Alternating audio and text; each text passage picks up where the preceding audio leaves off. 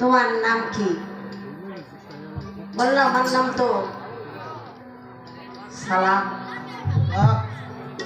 সালাম সালাম তো হইল গিয়া শান্তি, ইসলাম থেকে তো সালাম।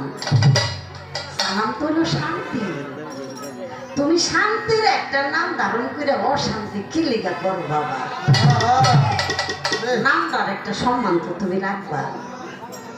কথা শুনে তার ভিতরে একটা অনুতপ্ত অনুশোচন যে নাম এতদিন খালি নাম রাখছি আর শুনলাম, কিন্তু নামের অর্থ এতদিনে পাইল।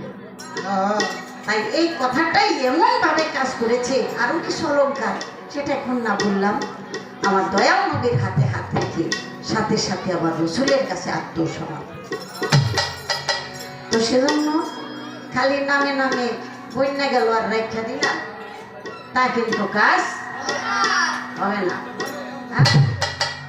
ওই ছোটকালে যে ভানুর গপ্প শুনেছিলাম, আছে না এরকম একটা নাম, কি কি নাম জানি, ওই যে সব পতি দিয়া ওলা হইতাছে, কেউ নাম বৃহস্পতি, কেউ নাম গণপতি, পতিপতি রাখতে রাখতে আর বাকি নাই, পরে রাখছে হলো ভগ্নিপতি। মিলেই তো কি অর্থ এটা তোর খেয়াল করে নাই, মানে নামে মিলে আমরা অনেক সময় এই পথ করে বসি আর কি,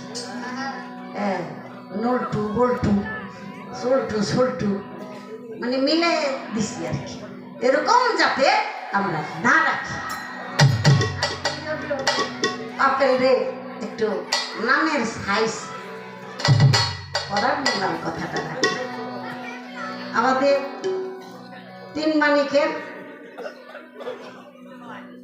মানিক চলে আসছে, আর শফি ভাই আর আমার হাবিব ভাই।